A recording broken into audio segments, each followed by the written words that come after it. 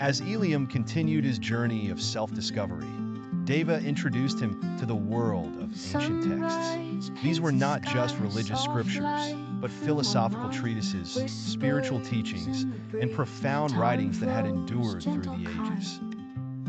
Eliam found himself drawn to the words of mystics, sages, and scholars who had long since passed, but whose wisdom still resonated with the human condition.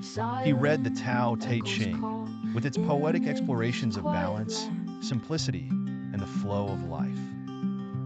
The works of Confucius taught him the importance of harmony and personal integrity, while the teachings of the Buddha opened his mind to the idea of suffering as an inevitable part of life and the path to liberation from it. Each night, Eliam would immerse himself in these texts, allowing their messages to wash over him. It was as though the ancient wisdom was slowly dismantling the illusions he had built his life around. He began to understand that his previous desires, the constant striving for more wealth, pleasure, and status, had been misguided. The answers he sought lay not in external achievements, but in inner peace and understanding. The more he read, the more Eliam felt a deep connection to these teachings.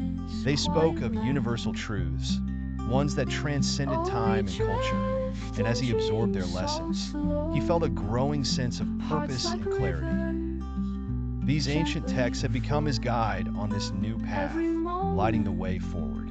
Inspired by the wisdom he found in the texts, Eliam began to explore meditation. Deva had spoken of meditation as the most powerful tool for connecting with one's true self, and Eliam was eager to experience it for himself. The idea of turning inward, away from the distractions of the world, appealed to him. He had spent so long searching for fulfillment externally that the notion of looking within felt revolutionary. At first, meditation was difficult. Eliam's mind was restless, constantly jumping from one thought to another. The silence was unsettling, and he found it hard to sit still. Old memories and worries would surface, and the temptation to abandon the practice was strong. But Deva had warned him that this was normal.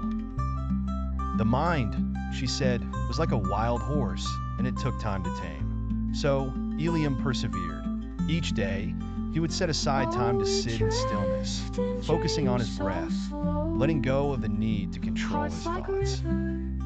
Slowly, over the course of weeks, something shifted. The frantic chatter of his mind began to quiet, and he started to experience brief moments of peace, glimpses of the calm that lay beneath the surface.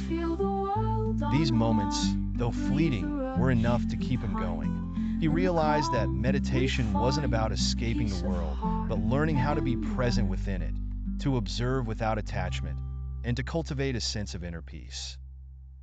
And as he deepened his practice, Eliam felt himself changing, little by little. Despite the progress he made through meditation and spiritual study, Eliam soon realized that old habits were hard to break. The pull of his previous life, of indulgence, luxury, and instant gratification, was still strong. He found himself tempted by the very things he had once recognized as illusions. There were moments when Eliam would receive a call from an old friend, inviting him to a party or an event. The temptation to return to his old ways was powerful. After all, it was easy to slip back into the familiar, to fall into the comfort of his old social circles. His friends, unaware of the transformation he was undergoing, couldn't understand why he had distanced himself. They missed the old Eliam, the life of the party, the man who had it all. And sometimes, Eliam missed him too. But every time he felt the urge to revert, Eliam reminded himself of the emptiness that had led him to this path in the first place. He knew that returning to his old life wouldn't solve anything. It would only bring him back to the same dissatisfaction he had worked so hard to escape. And so, with each temptation, Eliam fought to stay true to his new path. There were days, however, when Eliam's resolve wavered. The spiritual path was not easy, and the deeper he went, the more challenges he faced. Doubts began to creep in. Was he really making the right choice? Was this path of solitude and inner work worth the sacrifices?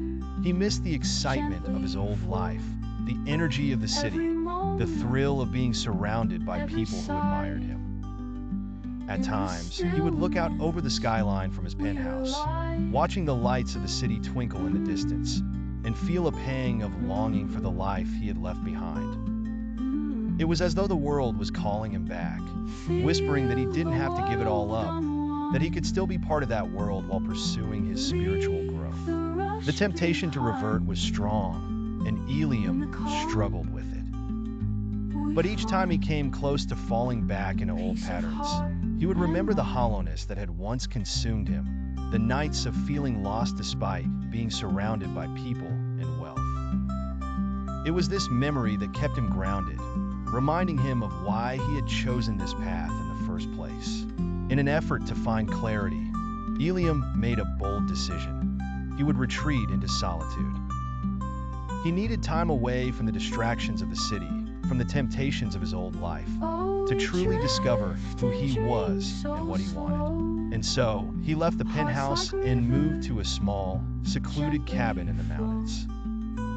The cabin was simple, a stark contrast to the luxury he was used to. There were no extravagant furnishings, no modern conveniences, just the basics. But Eliam found solace in the simplicity. For the first time in his life, he was free from the pressures of the world. There were no expectations, no one watching him, no one to impress. It was just him alone with his thoughts. In the silence of the mountains, Eliam found space to reflect. He spent his days meditating, reading, and contemplating the direction of his life. The solitude was both peaceful and challenging. Without the distractions of his former life, he was forced to confront the deeper parts of himself, the fears, the doubts, the unresolved questions. But in that solitude, something beautiful began to emerge. Eliam started to connect with a sense of inner stillness that he had never experienced before.